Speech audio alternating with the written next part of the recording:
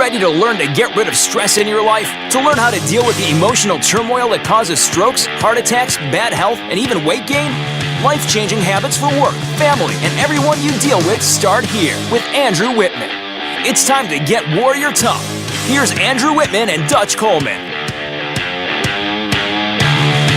All right, it's time to get warrior tough, the most monumental hour in media anywhere. We're your leadership and mental toughness coaches, Andrew Whitman and the Dutch Coleman.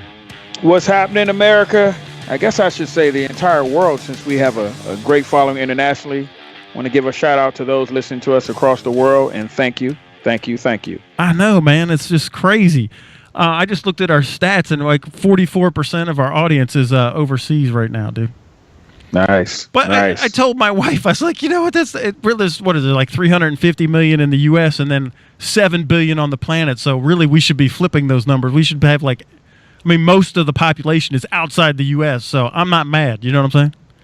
Oh yeah, I'll take it, man. I'm telling you, we're still on the move. We're working our way to those numbers, and I'm feeling good about it. What up? All right. So if you want to join the conversation on the Twitter, use the hashtag #GetWarriorTough. Also, I think Dutch monitors hashtag GWT. He is at the Dutch Coleman. I'm at Warrior Tough PhD. Go to the website getwarriortough.com. Find a handle to hook in. You could download the Get Warrior Tough Network app. There's the YouTube channel, the Facebook, all that good stuff. Dutch, I'm super excited because we have a special guest tonight, man. Absolutely. I'm really excited myself, man. I'm looking forward to this. All right. So here's what happened was somehow some miracle happened and we found each other.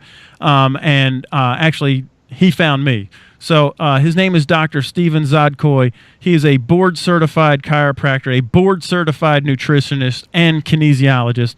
He's the director of Monmouth Advanced Medicine. He is also with soldieron.org. He is the director of their resiliency program. Can you say mental toughness? What's up? And he's the author of Misdiagnosed the Adrenal Fatigue. And Dutch, you and I, this is our shtick, man. This is our bag. And we talk about hormones and nutrition as one piece of this Get Warrior Tough process of mental toughness.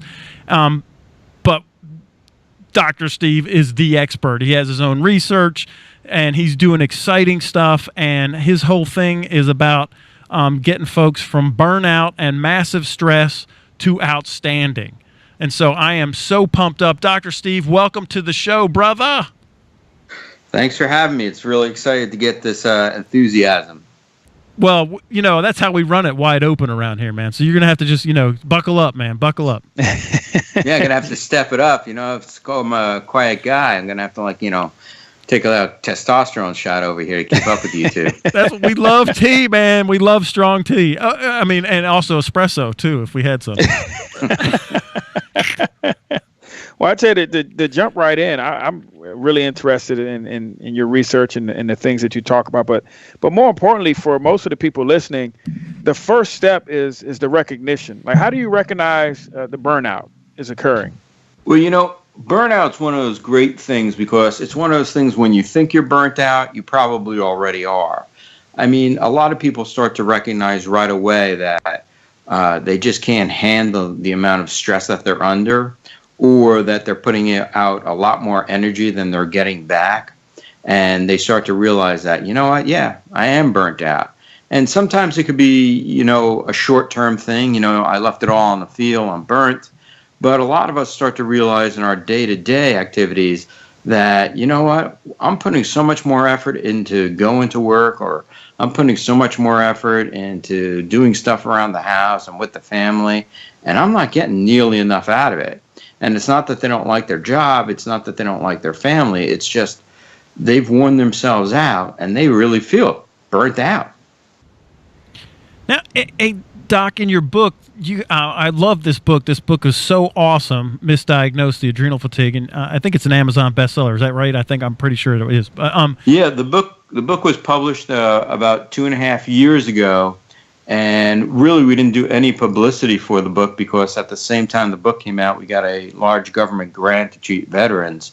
But the book, all on its own, shot up to number one in its category, and it fluctuates up there for the last 3 years. which for a book that is really a limited audience is really phenomenal. It is, and it was phenomenal. It's a phenomenal book, but in there, there's sections on how you can like self-assess to recognize burnout. You help walk folks down a path, how you can recognize that you are burnt out.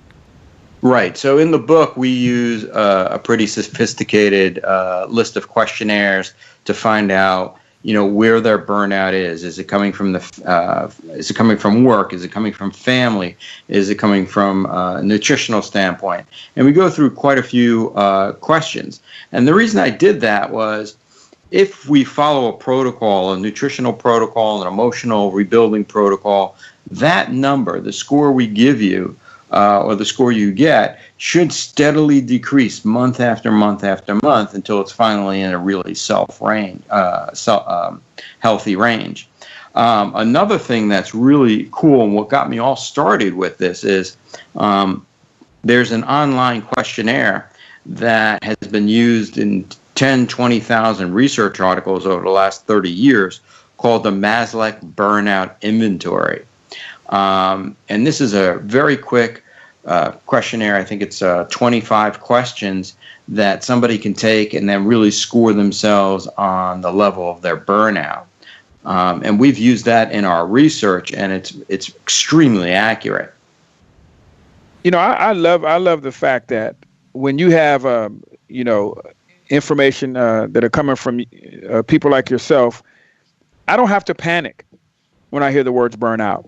I don't have to be concerned. It's from the standpoint of I don't have any answers. So you're giving me a path. You're giving me answers. You're giving me solutions. You're giving me things to do to take care of it, as opposed to someone just telling me, "Hey, man, you're burnt out. All right, good luck with that." So I I appreciate. I really appreciate it. And I saw there was nutrition for burnout. Can you talk about that? Sure. Let me first give you why we came up with the word burnout. And this is important because it relates exactly to what you said. So I do a lot of work for the military with treating active duty and military personnel that are being diagnosed with anxiety, depression, and PTSD. And for a lot of these guys, that's a life sentence. They tell them they have PTSD, and then they let them back out into society with no real treatment protocol.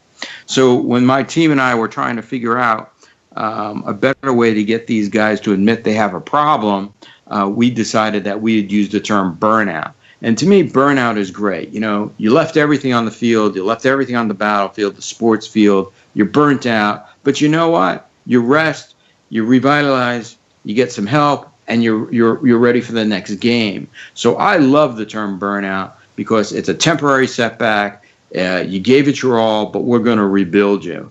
And that's where we came out with the burnout, because we didn't want people to think that all because you have these diagnoses that you're stuck with those for life. Yeah, I love that, because there is because I'm a Marine, and there is that, stigma. If you say you're PTSD, it really is, it's over for you on active duty. So, I love that you did that, Doc. That's just awesome. Coming up with that language to allow people to have a process to work through the solution instead of just being kind of left behind. Right. And for us, when we were doing this, we wanted to get guys before they were dismissed from the Marine Corps and revitalize them. I mean, you revitalize a Marine, you're not only are you saving his life, but we now have an asset for the country, both in the military and when they get out as a civilian. I'm with you on that, Doc. You're talking my language, man. Once a Marine, always a Marine. Yep. Don't get me all motivated over here, man. Yeah, but the thing is they're giving these guys these diagnoses of PTSD, anxiety, and depression, and writing them off with their disability check. I think that's a loss. Yeah. These are great guys. They serve their country. That's great. But they deserve to have a full life and be productive. Get them back out to the workforce. Let them pay their taxes. Let them enjoy themselves. So burnout was really a winner for us. And then, when you go to burnout, we can give some real specific protocols for actually rebuilding them. And the guys really like that, guys and girls, because we have a lot of women also in our program. Yeah, and as far as what Andrew and I do for a living, you're talking about leadership. The Marines or our military folks have a very particular set of skills that can help in their community, help as productive members of society. So to dismiss that or to throw that away, it hurts all of us. So it's critical that we help these folks understand that this is a temporary condition, that there's a way out, there's a road to recovery, and not to give up. Do you mind if I tell you a story about one of the Marines we helped? No, we love stories, man. All right, because this is a real excellent one. We had one Marine who's, I was at the Pentagon, I was doing a briefing for some of the heads up there about the program, and one of the general's son was in a wounded regiment in Hawaii. And he flew his son from Hawaii to my office in New Jersey, Freehold, New Jersey. And his son stayed with us for about 10 days. So this Marine, he's a second Louis, did 2 tours in Afghanistan, and had a terrible situation with a fight out between some Afghan soldiers and American soldiers, and basically got back to Hawaii and was totally dysfunctional for a year. Couldn't pass his psych exam, couldn't pass his physical exam, was having anxiety, chest pain all the time, and they wanted to muster him out. His father heard my protocol at the Pentagon, had his son shipped up to New Jersey, and for 10 days we did some intense treatment, a half hour in the morning and a half hour at night. And he actually, after 10 days, flew back to Hawaii, passed his psych exam, passed his physical, kept his commission, and finished out his tour, and actually became a recon officer. And so this guy, we took an asset that was going to be wasted and turned him into something that's still serving his country today. That's the type of stuff that gets me excited.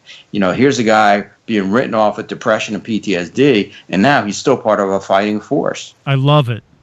I tell you, we're right up on a break, but I have a statement to make about that, how valuable that is beyond what we're even thinking. So we can go to break and then come back and finish this up. All right, listen to the Get Warrior Tough radio show with Dutch and Andrew and our special guest, Dr. Steven Zodkoy.